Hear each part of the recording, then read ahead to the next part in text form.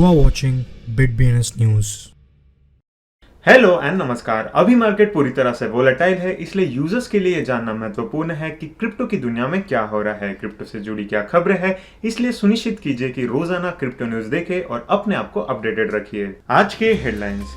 Cardano ने विसेल की घोषणा के बाद नंबर ऑफ ट्रांजैक्शंस में मिलियंस और रिकॉर्ड किए। Shiba Inu game Shiv eternity Australia में लॉन्च हुआ। इन्फ्यूरा ने डिसेंट्रलाइज्ड इकोसिस्टम लॉन्च करने की योजना के बारे में घोषणा की। यूक्रेन की सुपरमार्केट चेन अब बाइनेंस को इस्तेमाल करके क्रिप्टो में भुगतान स्वीकार करेगी। Scam alert. Ethereum POW community को ट्विटर स्कैम अभियान द्वारा टारगेट किया गया। एपकॉइन पिछले 7 दिनों में 4.3% से बढ़ा। इथेरियम क्लासिक का हैश रेट द मर्ज के बाद 280% से बढ़ गया। इथेरियम वेल ने ETH में $145 मिलियन के ETH टोकन्स को एब्रप्टली मूव कर दिया। युगा लैब्स नए NFT कलेक्शन मेचा एप्स के साथ $50 मिलियन रेज करेगा। थाई SEC ने क्रिप्टो बिजनेसेस को स्टेकिंग और लेंडिंग से बैन करने का प्रस्ताव दिया। यूरोपियन सेंट्रल बैंक ने डिजिटल यूरो के उपयोग का परीक्षण करने के लिए 5 कंपनियों को चुना। US ट्रेजरी स्पष्ट करता है कि sanctioned crypto mixing service tornado cash पर रेगुलेशंस का कैसे कंप्लायंस किया जाएगा।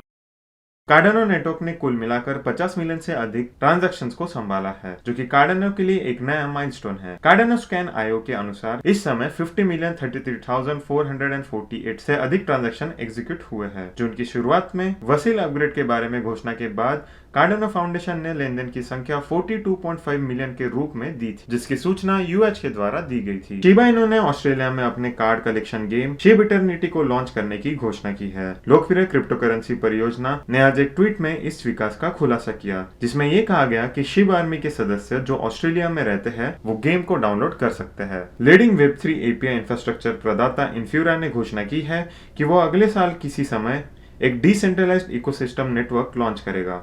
डिसेंट्रलाइज्ड इंफ्रास्ट्रक्चर नेटवर्क इथेरियम पर बार बार होने वाले नुकसान को दूर करना चाहता है। नया नेटवर्क उन चिंताओं को भी दूर करने में मदद करेगा कि इथेरियम के डिसेंट्रलाइज्ड एप्स को कम करने के लिए सेंचुरा बहुत सेंट्रलाइज्ड है। यूक्रेन में एक प्रमुख सुपरमार्केट चेन वेरियस ने क्रिप्टो करेंसी भुगतान शुरू करने के लिए दुनिया में लीडिंग डिजिटल एक्सचेंज बाइनेंस के साथ साझेदारी की है। ग्राहक अब अपने किराने के सामान की ऑनलाइन खरीदी करते हुए बाइनेंस पे के साथ बिल को कवर कर सकते हैं। Ethereum POW proof of work पर चलने वाले पोस्ट मर्ज इथेरियम हार्ड फोक्स में से सबसे लोकप्रिय है। अब स्कैमर्स इसकी बढ़ती लोकप्रियता का फायदा उठाने की कोशिश कर रहे हैं। नकली इथेरियम POW खाते में ट्विटर पर बाढ़ आ गई है। इथेरियम POW सोशल मीडिया पर साझा किए जाने वाले एक बयान के अनुसार कई खाते और नकली वेबसाइट्स इथेरियम के सबसे बड़े POW हार्ड फोक का इम्पर्सनेशन कर रहे हैं। एपकॉइन बोर्ड एप याcht क्लब टोकन पिछले एक सप्ताह से बढ़ रहा है और लगभग 4.3% के शिखर को दर्ज कर दिया है और फिलहाल $5.12 पर कारोबार कर रहा है। APE पिछले 7 दिनों में 4.3% की रैली दर्ज करता है। गुरुवार के आंकड़ों के अनुसार इथेरियम क्लासिक की हैश रेट माइनिंग के लिए उपयोग की जाने वाले कुल शक्ति की गणना करने के लिए एक उपयोग इथेरियम मर्ज के बाद एक दिन में 280% तक बढ़ गया है। उद्योग के अनुसार ETC का हैश रेट 64 टेराहैश से 183 टेराहैश तक पहुंच गया है। एक ETH वेल ने अचानक सैकड़ों मिलियन डॉलर के मूल्य के ETH को मूव कर दिया है, क्योंकि किंग अल्टकॉइन कमजोर संकेत दे रहा है। Well watching platform well alert के आंकड़ों के अनुसार डीप पॉकेट वाले इस इन्वेस्टर ने एक दूसरे